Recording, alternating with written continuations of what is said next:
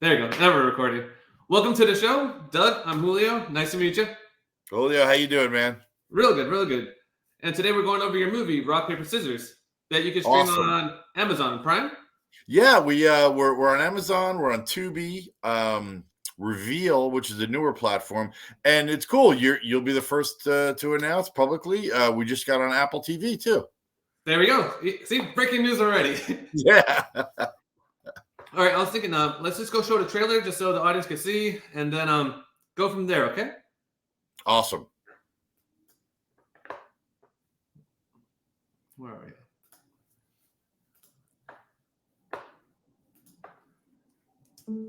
I'm not giving up. I think it's that simple, Sam.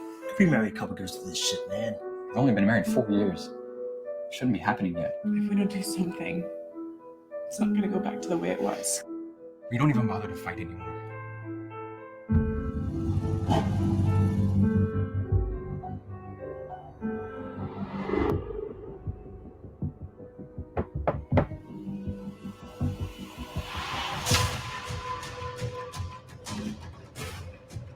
No.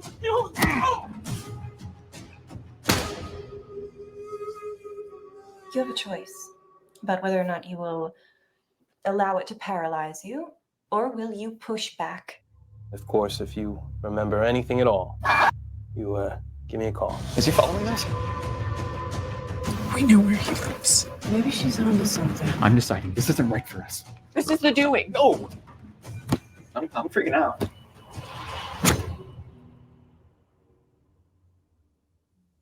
was insane. You're taking your pain and your anguish and you're using it to take charge. Sometimes I think what it would have been like if I got my hands on a guy. This is only the beginning. It is absolutely critical that you two work together. If we don't push back, the cycle continues.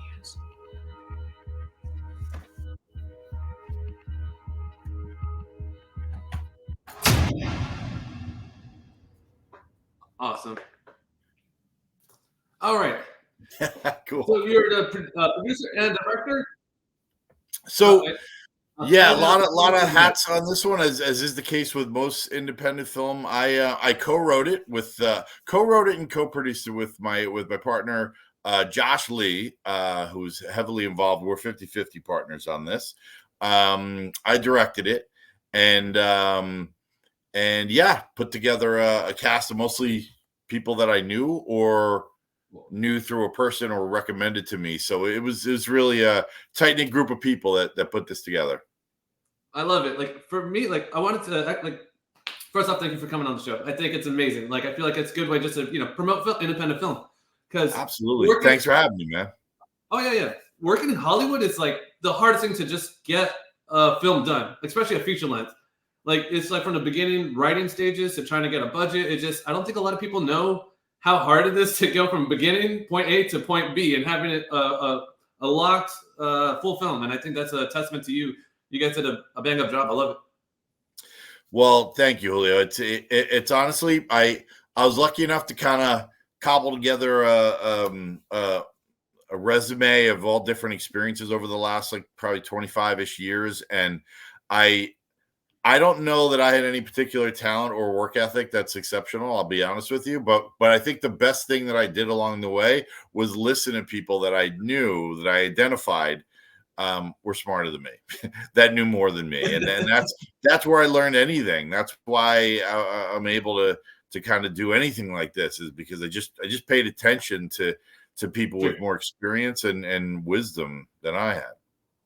I think that's cool. I think that just shows that film is a collaborative event.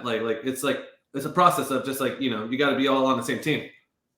It is. And really, one of the first things I learned with the first crew that I worked with, this New York City crew that had some good experience. I worked on a small little film, and I remember getting through the first feature that I ever directed, which never ended up going anywhere. It's not available anywhere, but it was a great learning process. I worked with some really great people. I remember the crew members at the wrap party where I was talking with them and this handful of guys I'd become so close with. And I'll never forget this moment. They asked me a question kind of collectively, and they had one spokesperson, and they said, hey, when you're doing the credits, which I hadn't really thought about the credits too much, to be honest with you, and I was honest with them. When you're doing the credits, are you going to use that credit that a lot of directors use where it says a film by Doug Bollinger? Yeah. Or a Doug Bollinger film? And I had not given it any thought. And I was honest. I said, I don't know. I never really thought about that. You see that in a lot of films, certainly. And I said, I don't know. Well, I didn't really think about it. And they said, we hate that. Because it is never a film by one person, ever. No. And I understand people doing that if their name is marketable and it's a Spike Lee joint or it's a Scorsese film. Like, I get it. But and I'll be honest with you, I've said this in film festival Q&As, and some other directors are not happy that I say this because they've done it. And I say, listen, man, it's never, or whoever I'm talking to, it's never a film by one person. And that's the first thing I learned. And I was so grateful to have that conversation that these guys, these other these film professionals said that to me. And that reinforced what I had already known and learned, that it takes a whole team, man. If you can't put together a team and trust each other and work together, you cannot do it alone. So I guess that's the next question I wanted to ask was from the starting point, from writing the first draft of the first script to the end point. How long was that process? So it was a few years because we Josh and I were writing for maybe the better part of a year together. So that's about a year of it. We had set up a schedule. This is a few years before COVID. So we had set up a schedule that was honestly pretty efficient. It was a few weeks. I think it was maybe 2 or 3 weeks. And once we started the work, and by the way, he contributed so much to the script. It was way better than my original concept. And then we started shooting stuff. And with our crew and our cast, we started looking at footage from the day, and we kind of concluded after a few days, okay, this is kind of better than we thought it was going to be. So let's actually take our time, because we had kind of thought, I came from a very efficient school of thinking too. It's like, all right, let's go. We got to shoot stuff. We got to do this many pages a day. We got to move, which we did, but we kind of thought, because of the contributions of the cast and crew, to be honest, not anything that we wrote, we kind of concluded it's a little better than we thought. So we started to take our time. We said, you know what, let's shoot these 3 weeks, and we're going to come back and look at the footage and see what we need. And that brought us kind of into another year where we're shooting little things here and there, just trying to make it better. And that then brought us up to COVID. So that kind of put us on pause for at least a year or two. Yeah, put the whole world on pause. Yeah, and so we finally had it ready. It was probably about a 5-year period from beginning to end. Nice. That's not a great way to do these things, and that's not how I would want to do it moving forward. But it was about a 5-year period before we were ready to get into festivals and things. Yeah. But I think that's good though. That just shows that you're driven by a project and you're gonna get it done. Because in Hollywood, where I come from, is a lot of people never finish a lot of things, and it's just oh my god, that's a good script. You should keep going with it or something like that. But I feel like it's a testament. 5 years and you did it. Yeah, and you know what? It's in doing it for that many years, being on the edges of the industry and doing independent films for so many years. I think one of the things I learned was that a lot of people talk about doing this, and a lot of people kind of chatter about doing it and say they're going to do it and do some of it, et cetera, et cetera. That happens a lot. But the other part of it is when you kind of figure out where it fits in your life, I think you can give it the time that it deserves. And what do I mean by that?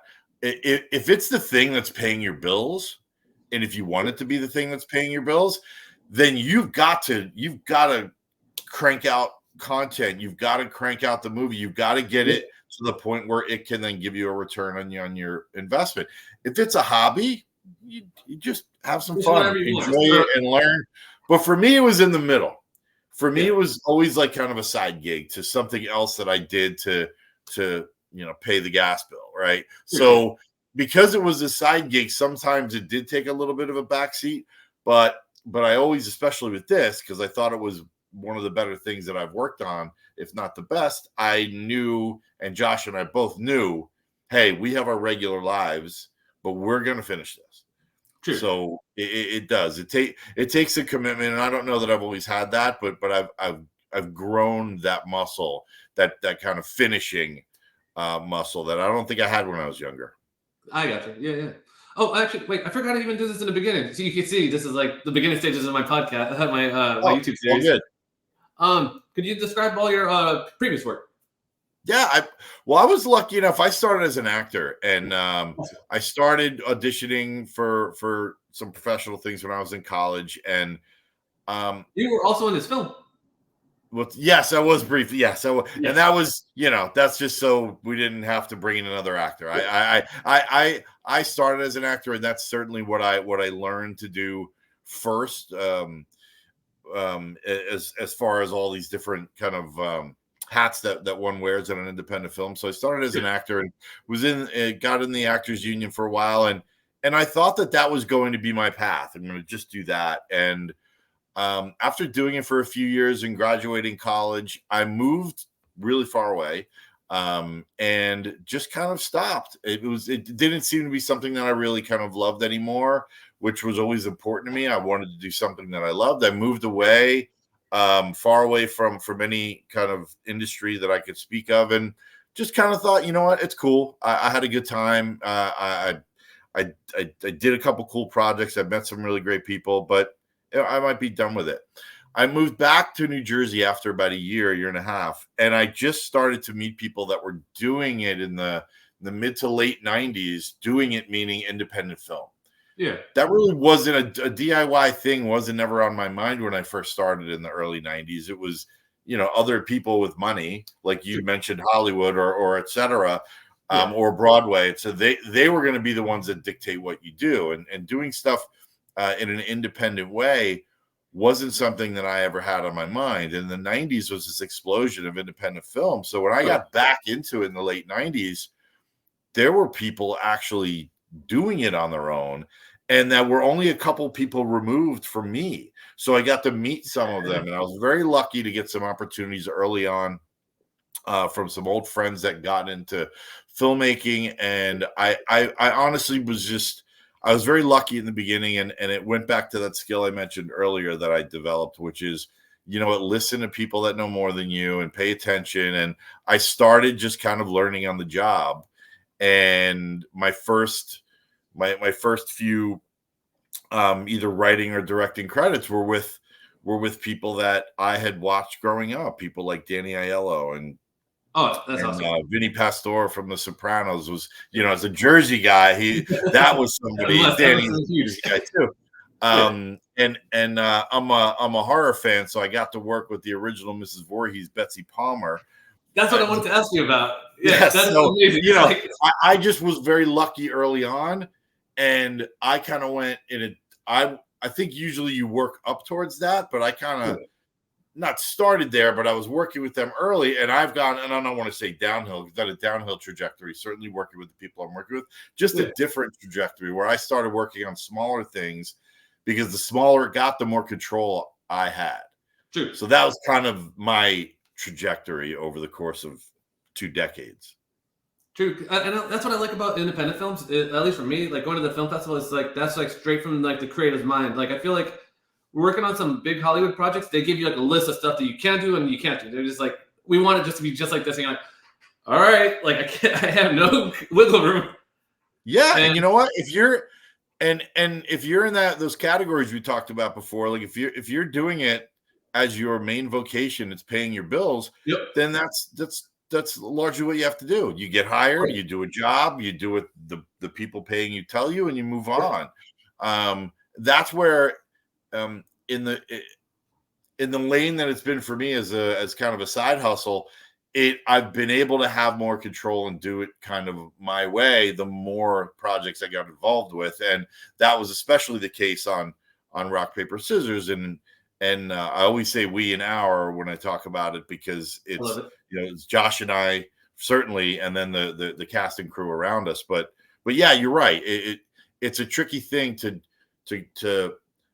I think many people kind of want to go in that direction and work on bigger stuff, and then Yeah. ultimately, if that's going to be your career, you probably have to. So, True. and I know people that live in that world and pay their bills and feed their pets by working in the industry for real, and that's their job and their only job, and good for them, and they've achieved what they've set out to do. That's never really something I really concentrated on or set out to do. Awesome. And so, how was it working with the original Jason Voorhees? She was how was amazing. that? I was again. A lot of this has to do with luck, but I got very lucky enough to work with an old college friend of mine that had become a bit of a movie producer and really got involved in some great projects. And I'm eternally grateful to him for giving me the opportunity to work on a few films with him. And the third of the three we did together was a movie called Walting Anna, and it had a little bit of a budget, and we were able to go through the real deal casting process with an amazing casting director in New York, and we were at the point where we could actually kind of offer people roles and then actually go through auditions with people that I recognized. It was a really neat experience, and that's a story that takes place in a nursing home, and the two kind of main characters in the nursing home that were residents was this older couple, and the casting team targeted Betsy Palmer, and then the male version of that, the male half of that couple was Pat Hingle, who played the original Commissioner Gordon in all the Batman movies. So it's like, as a kid, I'm like, how did this Voorhees and Commissioner Gordon, like, what am I going to tell them, like, as their director? So glad that you're my first guest. Like I'm such a horror fan and I'm a Batman fan. Like I could go right now and put on the Batman costume, but like I was drinking wine one night and I said I need that costume. I don't know why I don't have it. I don't want to know how much. I don't want to know how much money I spent on it, but that is awesome that you worked with both of them.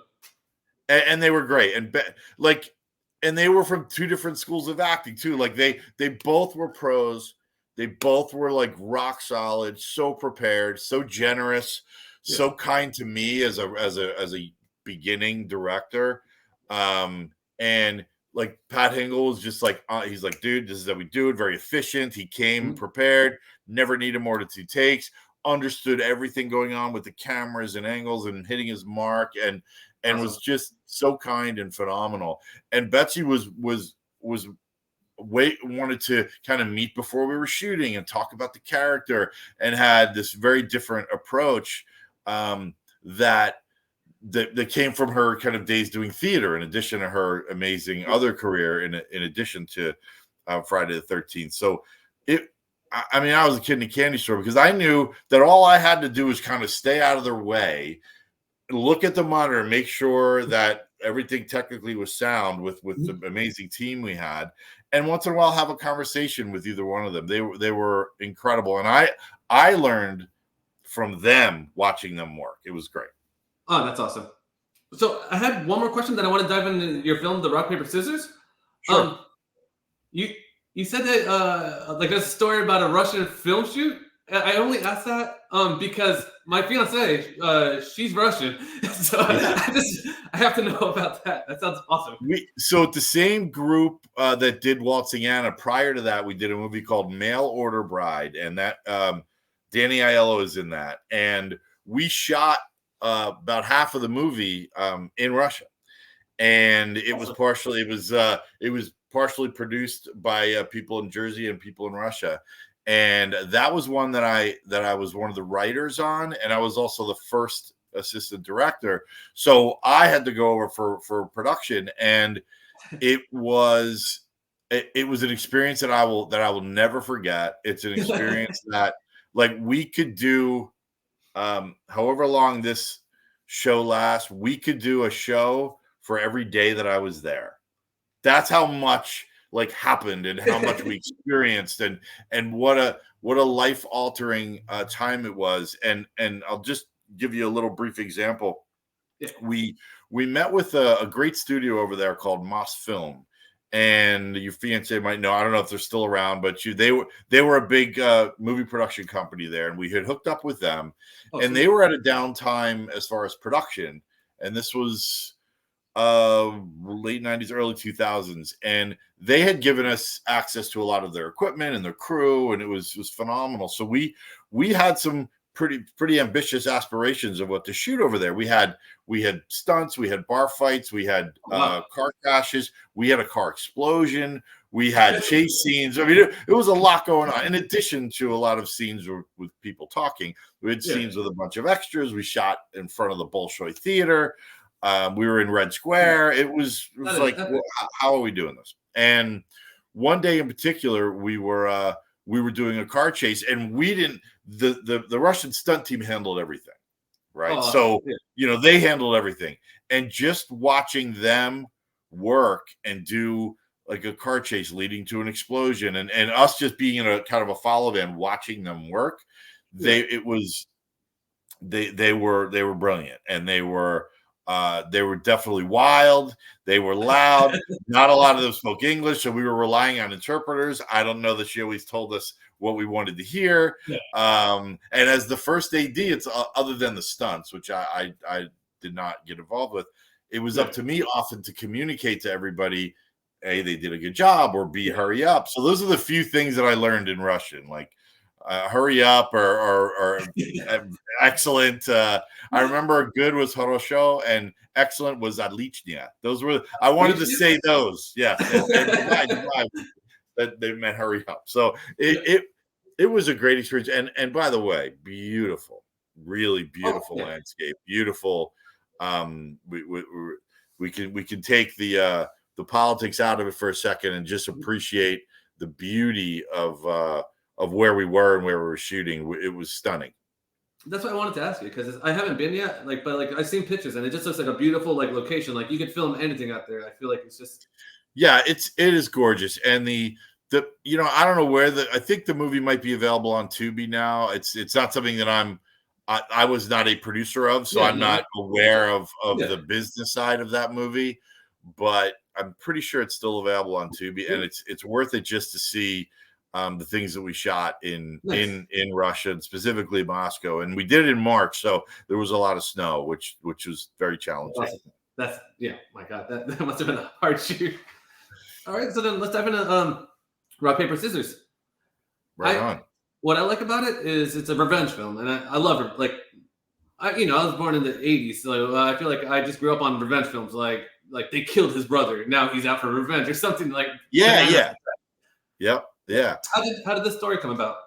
So I had originally I had an idea for a revenge film, and the only real kind of difference that in my mind that this particular revenge film was going to be is, instead of it being one person who was wronged, or one person whose family or spouse or kid was a victim, and he or she was out for revenge, I wanted it to be a couple.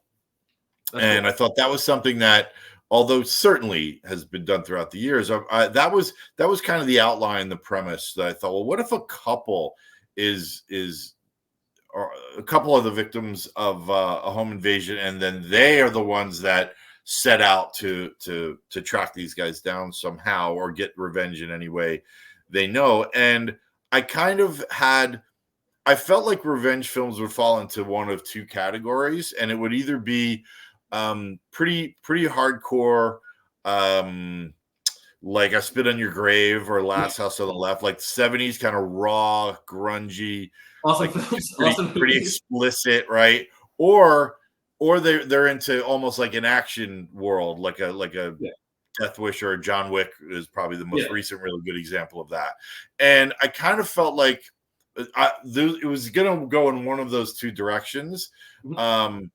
And I'm certainly a big fan, especially of 70s horror. So I was kind of leaning in that direction. Once I got my dear friend Josh Lee involved, who had not worked on film, but I knew that he had a creative mind, and I knew he had always wanted to collaborate on something. And I approached him. I said, "Hey, I have this idea, this outline. Do you want to actually try to write it, like as your kind of step into this world?" And luckily, he said yes. And he brought way more of a cerebral approach, where it then turned into almost like a third category. It turned Also, into a category of, okay, it is a revenge film, but is this revenge really healthy and positive for the people doing it? You know, and no, I am not claiming we started this third category. There are other examples of it, right? Blue Ruin is a great independent example of it that has happened recently that I highly recommend, by the way.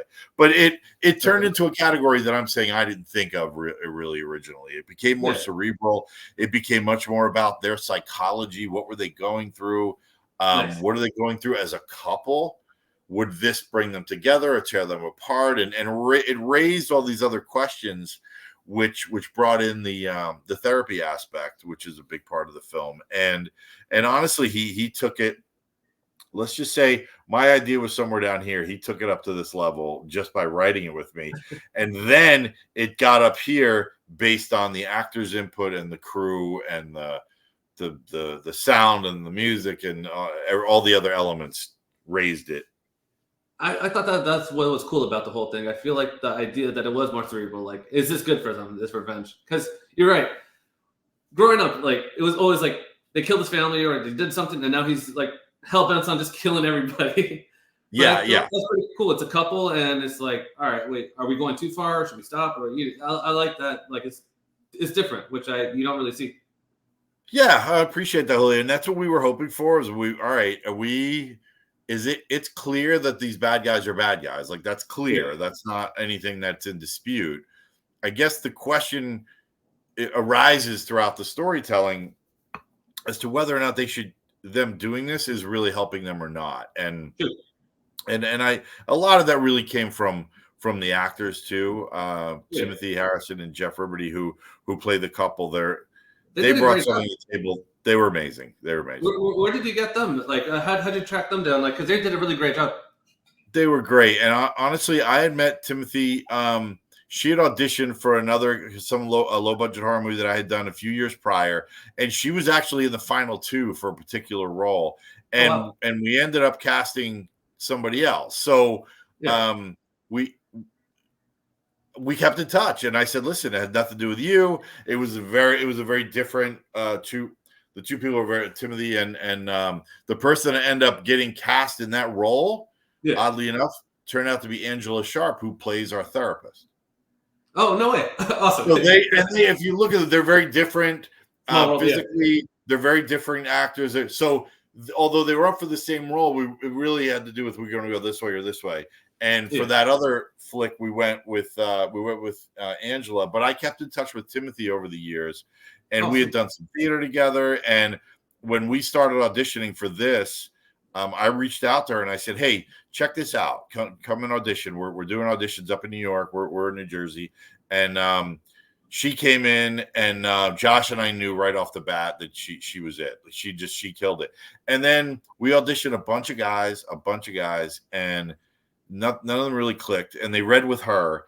And then finally, after going through a few days of these guys that didn't really mesh with her, because we needed that's a tricky character, because he can't be a pushover, because ultimately he's involved, but he's got to have moments to stand up to her, but also let her drive the train sometimes too. So that's a tough role.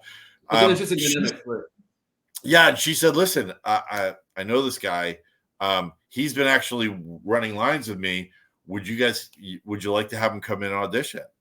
And we said, "All right, bring him in," and he was great, and that's who we ended up going with. And I'm still dear friends with both of them. And I'm grateful to them for really elevating this story with their amazing performances. True. And I know that we're a little bit over, but I just had one more question. Sure. What's your next project? Next project is called Scrawl, and it is going to be another feature. And the basic story is it's about a writer who is not really finding success, and he stumbles upon what he thinks is. What's that? Is that about me? It could be about any of us. Well, listen to the rest of it, then tell me if it's about you. Because if it is, then I'll be disturbed. Because he has a chance meeting with basically a drunk who he meets in a bar that has a bunch of old notebooks with scribbles on it that look like garbage, and he starts reading this stuff in these kind of oily, dirty legal pads, and he realizes the stuff is really good. So he basically makes an arrangement with him. I'm going to call it an arrangement, where that he takes this guy's writing and sells it for himself, and keeps the original writer in a place that he cannot escape from.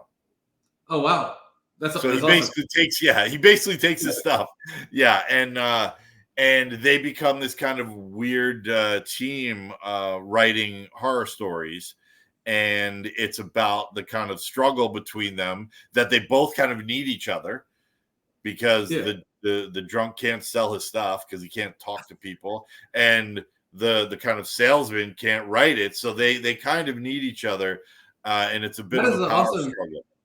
I actually like that. That sounds like ridiculously cool. It's a cool idea. So it's we're about a third of the way through it, and sweet. we were originally going to do it as a web series, and we changed gears because of the success of Rock Paper Scissors on all these platforms as a feature. And we said, hey, we got a team together. Let's make this into a feature film, and we're about a third of the way through it. That is perfect. Oh, also, for Rock Paper Scissors, like, how is like once you make the full length movie, how is it getting it out to all the streaming services? Is that like, what's the story behind all that, I guess? So it is really it's very available now, where it wasn't when I was first making those movies that we talked about, Mail Order Bride and Walting Anna and other. You couldn't just kind of put it in a file and send it to a company that could get it to the audiences. You can do that now. You really needed a distributor back then. We were lucky enough to get one for those movies, but for this, we went through a company called FilmHub, and they were recommended to me by a good friend and filmmaker, Sebastian Foxworth, where we met at a film festival, and we kept in touch. And he said, "Hey, you should try this company. They're hooking me up with my films." And sure enough, I've sent it. We as a team, we sent it to them, and basically, FilmHub is a middleman between the filmmakers and the platforms, and they take a percentage. There's no money up front, which is great for independent filmmakers, and then they shop it to different platforms, and that's how we we're currently on the ones we mentioned: Amazon, Apple, Tubi, and Reveal, and a newer one actually I didn't mention called iTac. It's on our if people go to our social media, they can find all these. But we're licensed on 6 more that we're just not live on yet. So we're going to be on over a dozen platforms when all said and done. That is epic. And could you mention your social media and everything, just so people can follow the film? Like, I feel like it's simple as 2 places. The best place to find us on Instagram, it's RPS Thriller. That's on Instagram, and that's where we put. That's where we have our link tree and all of our good information. And then we are certainly on Facebook, and I'm on Facebook too. And it's also if you look up Rock Paper Scissors movie or Rock Paper Scissors Thriller, you'll find it. And if our YouTube video is also our YouTube trailer is a good place to find our link tree too. If you're not on any social media, our YouTube trailer is simple. Search Rock Paper Scissors, but put in my name because there are a few different movies called Rock Paper Scissors. True. Like, that's what I noticed when you sent me the link. Like, I was just, I'll look it up, and then there was a couple, but like your poster is like really catchy. Like, you can't miss it. We did the poster before we were finished with the script. That was one of the first things we did. Who made the poster, by the way? Well, I made it with 2 of my dear friends who have nothing to do with filmmaking.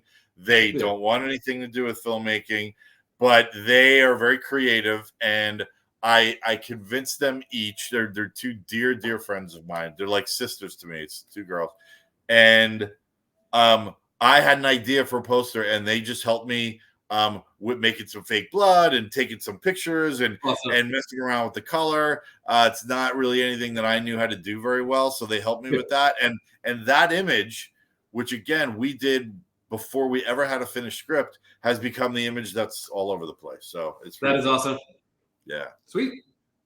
Doug, thank you so much. And when you do get the other film out, just let me know, because you're actually like my neighbor. I'm in New York and you're in New Jersey, right? Yeah. I'm most people call it the shore. We just call it the beach here. But yes, I'm at the Jersey Shore area, about an hour south of New York and then an hour north of Atlantic City. When that film's out and it gets into the film festival, let me know, and I'll definitely go. I'll support it. Everything. We'll have you on the show again. I appreciate it, and I will come again. And honestly, listen, you got to do more of this because you did a great job, and you keep talking to filmmakers because this is a cool way to get the word out there for us and for you. And I'm really glad that we hooked up on Facebook, and this is happening, and it'll happen again. I really appreciate the opportunity. No, thank you so much. And honestly, like I'm like 100% like serious. Like I want to go to the film festival. I want to go see your films and everything. And this is the beginning of a beautiful friendship. It is, man. I really appreciate it. And you'll know all about Scrawl or any other platforms or anything. We'll keep you in the loop for sure. Perfect. Thank you. Thanks. I'm going to end this and have a great rest of the day. Okay. Well, I really appreciate it, man. Really, really. This is I mean, you're doing a great job, and you got to do more of this. This was fun. Thank you. Thanks, bud.